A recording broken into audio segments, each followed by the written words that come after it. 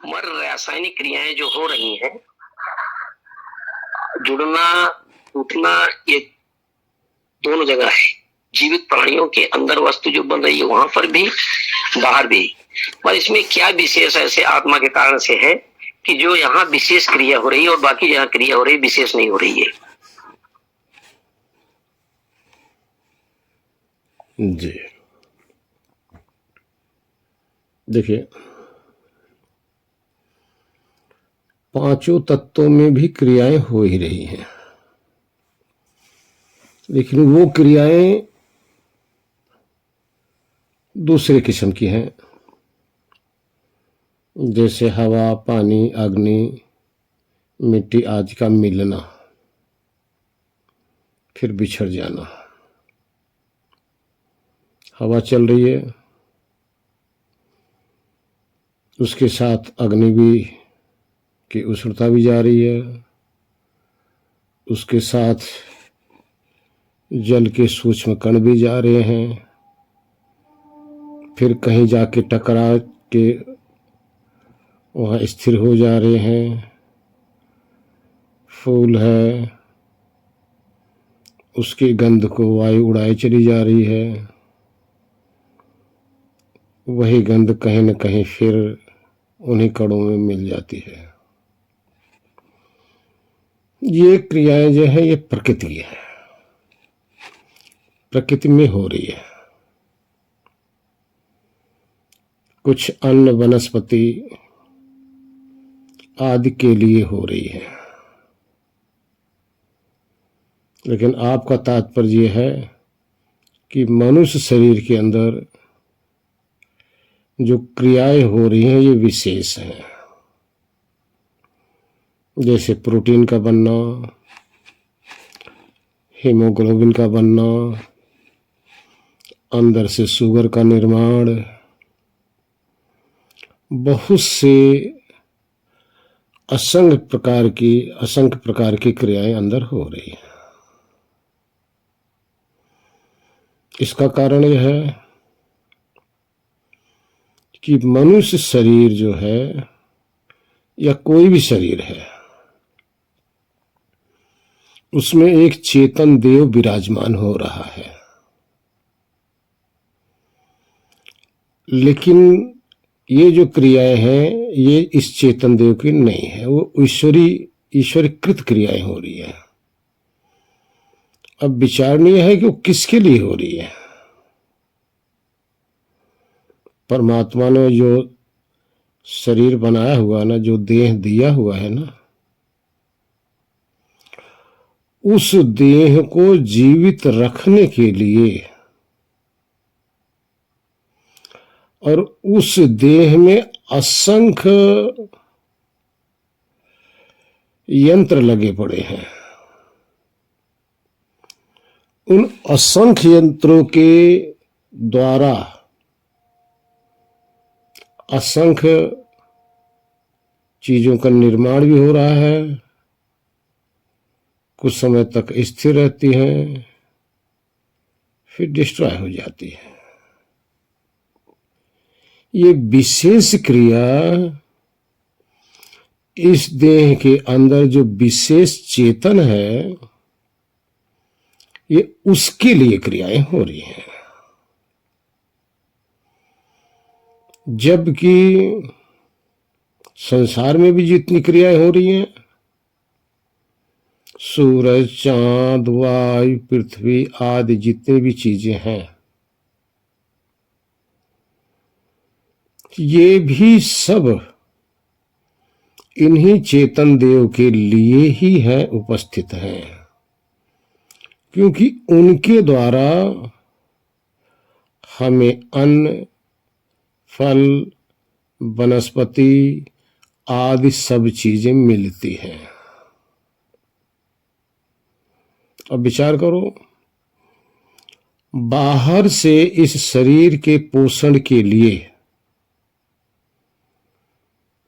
इस शरीर के लिए भोज्य पदार्थ बनाए जाते हैं,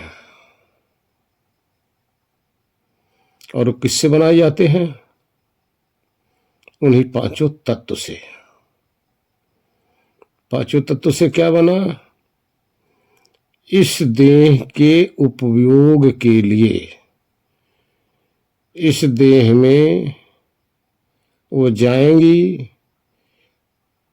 तो इस देह में जो बहुत से प्रकार के यंत्र लगे हैं,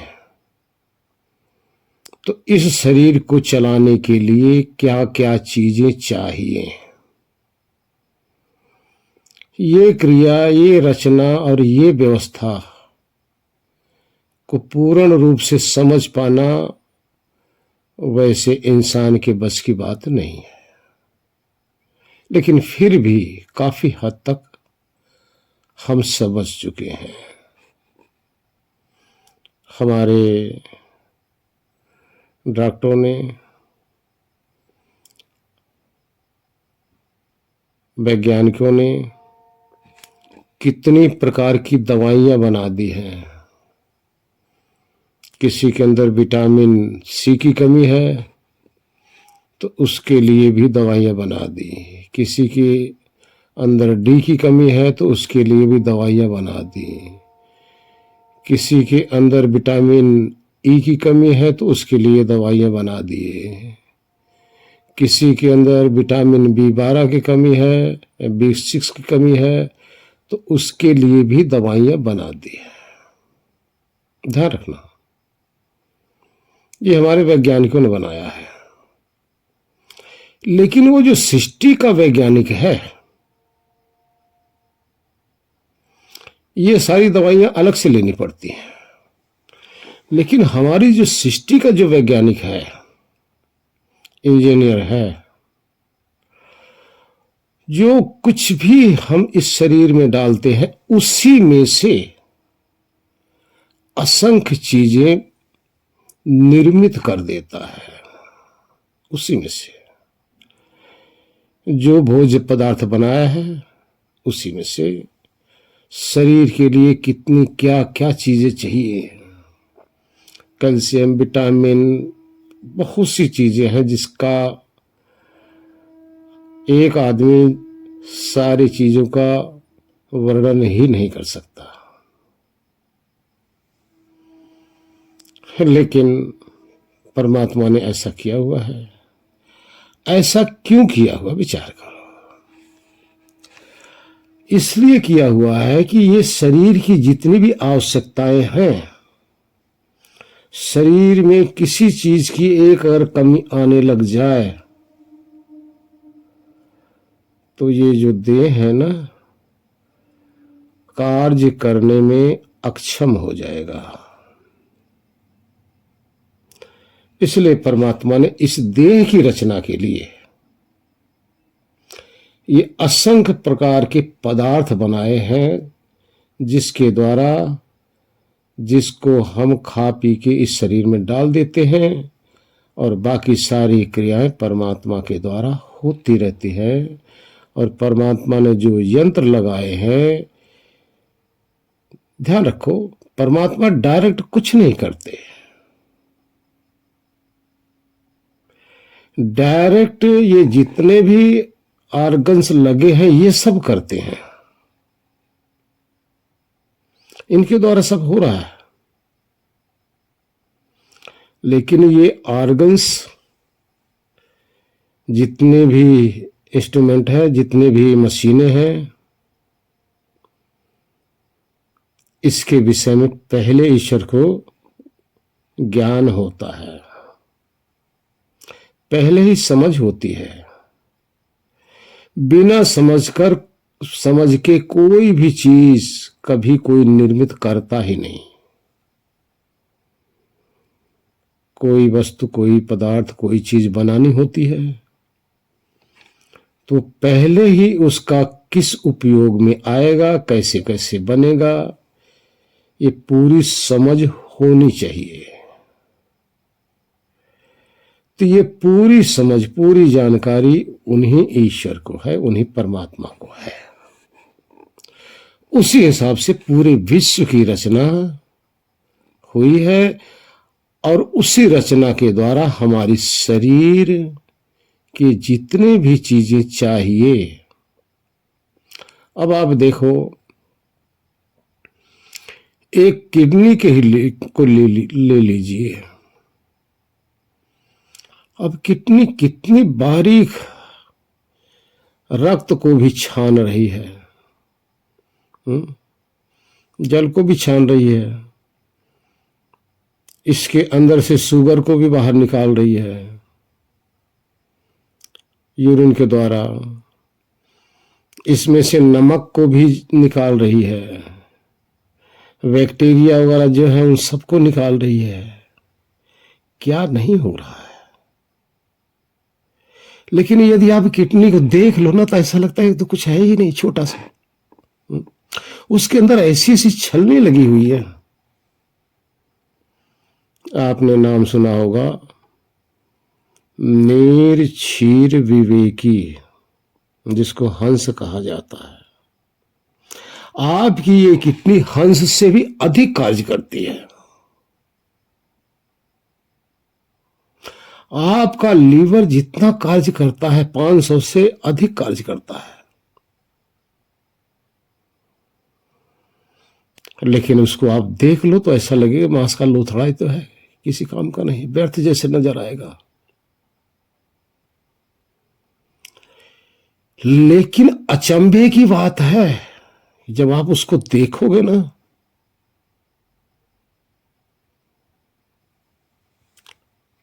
तो वो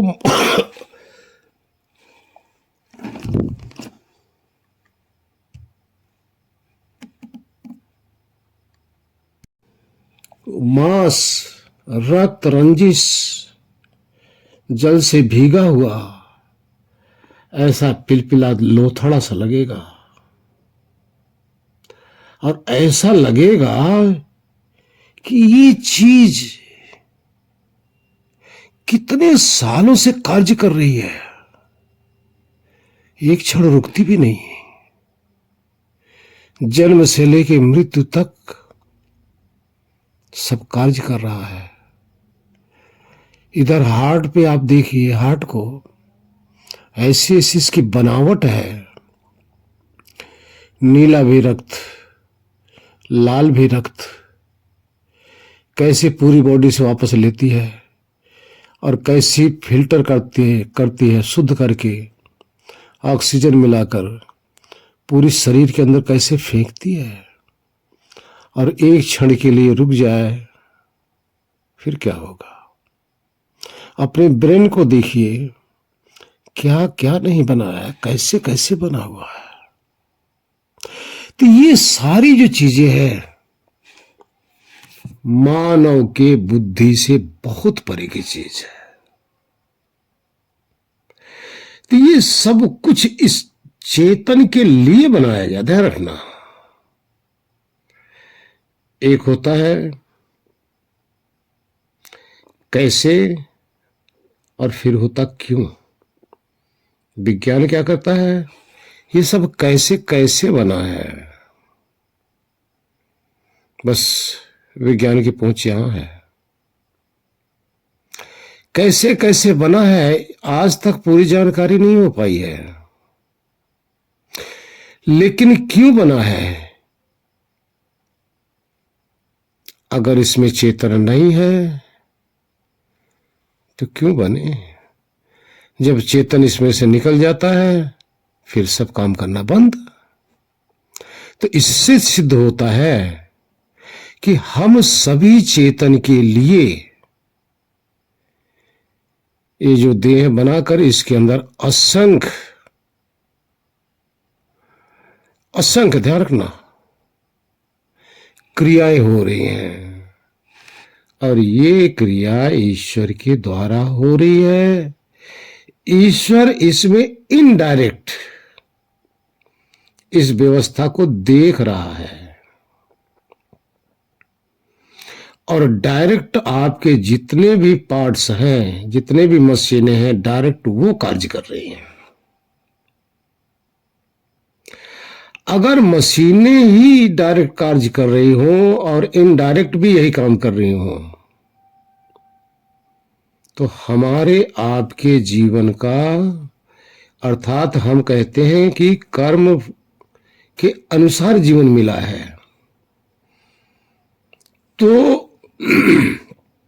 कर्म के अनुसार जीवन मिला है, इन मशीनों को ज्ञात नहीं है।